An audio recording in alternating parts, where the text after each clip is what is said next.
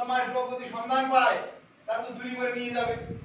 অতএব ওই জ্ঞানটাকে খুব ভালো করে সংরক্ষণ করে রাখতে হবে, কেউ যাতে সন্ধান না পায়। বুঝতে পেরেছো? এবার কচ্ছপ কি বললো, সেই লাউটাকে নিয়ে বললো অনেক গাছের মাথায় তুলে রাখবো, যাতে কেউ না পায় ওই লাউটাকে। লাউটাকে কোথায় রাখবে? গাছের মাথায়। এবার গাছের মাথায় তুলতে হবে। এবার কি করলো, কচ্ছপ সেই লাউটাকে গলায় বাঁধলো দড়ি দিয়ে, কচ্ছপের গলায় বেঁধে এরকম গাছে উঠছে। বুঝতে পেরেছো? তাহলে লাউ যদি এখানে ঝোলানো থাকে তাহলে এই গাছে কি ওঠা যাবে? লাউটা তো বাধাই পাচ্ছে সামনে, উঠতে পারবে? সারা অনেক তিন চার দিন ধরে ধরে এরকম চেষ্টা করছে, কচ্ছপ উঠতে আর পারছে না।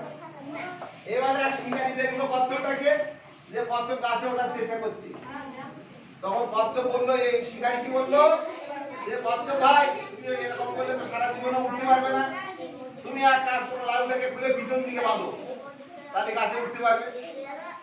এবারে কচ্ছপ বললো তাই তো, গাছে ওঠার জন্য যদি লোকের কাছে আমার বুদ্ধিটা নিতে হয়, তাহলে এতদিন ধরে আমার কি কোনো বুদ্ধি হয়েছে? হয়নি। বলে কচ্ছপ রাগ করে লাউটাকে কি করলো, খুব জোরে ছুঁড়ে মারলো মাটিতে, আর লাউটা টুকরো টুকরো হয়ে টুকরো হয়ে গেল। আর ওর ভিতরে টুকরো টুকরো জ্ঞান ছিল না, সেই জ্ঞান ছোট ছোট কাগজে লেখা তো, সেগুলো চারিদিকে ছড়িয়ে পড়লো, সারা বিশ্বে ছড়িয়ে পড়লো সেই টুকরো টুকরো জ্ঞান। বুঝতে পেরেছো? সারা দেশে সেই জ্ঞান ছড়িয়ে পড়লো। সেই জ্ঞানের বিন্দু বিন্দু কণা আমরা পেয়েছি মাত্র, তাই না? তাহলে আমরা কি জ্ঞানের সম্পূর্ণ অর্জন করতে পারি জ্ঞান? তাহলে সেই আমাদের জ্ঞানটা কচ্ছপেরই মতো, তাই না? কারণ কমন সেন্স পর্যন্ত আমাদের এখন পর্যন্ত হয়নি।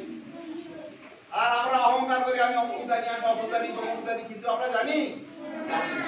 নিউটনের মতো অত বড় বিজ্ঞানী, তাকে যখন জিজ্ঞাসা করা হয়েছিল যে আপনি তো খুব জ্ঞানী মানুষ, আপনি কতটা জ্ঞান অর্জন করতে পেরেছেন, তা বলছে আমার এক বিন্দু জ্ঞান নেই, আমি বিরাট জ্ঞান সাগরের তীরে কয়েকটা পাথরে জ্ঞানের মুড়ি মাত্র কুড়িয়েছি মাত্র, তাই না?